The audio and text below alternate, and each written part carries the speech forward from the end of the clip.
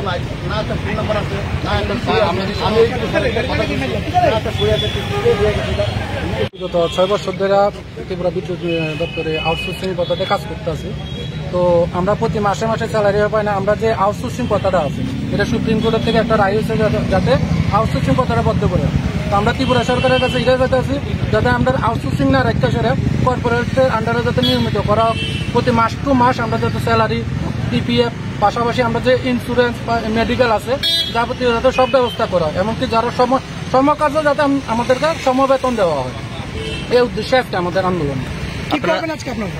আমরা এখান থেকে র্যালি শুরু করেছি। আমরা কর্পোরেট যে আমাদের যে এমডি স্যার আছে, এমডি স্যারের কাছে আমরা একটা দাবি পেশ করবো যে আমরা যাতে বেতন বৃদ্ধি করে, পাশাপাশি আমরা যাতে নিয়মিত মানে আউটসোর্সিং কথা থেকে দূর করে সেটা আমরা যাতে কর্পোরেটের আন্ডারে যাতে অধীনস্থ যাতে রাখা হয়, যাতে আমরা মাস টু মাস মাসে মাসে স্যালারি পাই।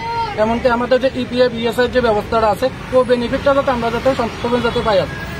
এখন তো আপনার আগে আপনি সংস্থার আন্ডারে আসলেন, এখন তো মানে ইওর আন্ডারে আপনারা কি এখনো বেতন পান না?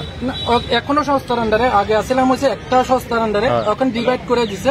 এখন আমরা 6 মাস, অনেক অনেক ডিভিশন আছে, 6 মাস 7 মাস করে স্যালারি পাইতে আসে না।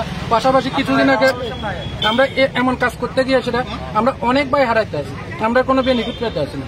যে কেউ একজন মারা গেছে, অ্যাক্সিডেন্ট বেনিফিট, এমন কোনো আমরা কোনো বেনিফিট নেই। তো আমরা আজকে এমডি স্যারের কাছে এটা নিয়ে আসে আমরা একটা ডেপুটেশন দিতে আসি, আমরা যাতে আউটসোর্সিং কথাটা আছে এটা বদ্ধ করে সেটা আমরা যাতে সরকারের অধীনস্থ রাখা হয়।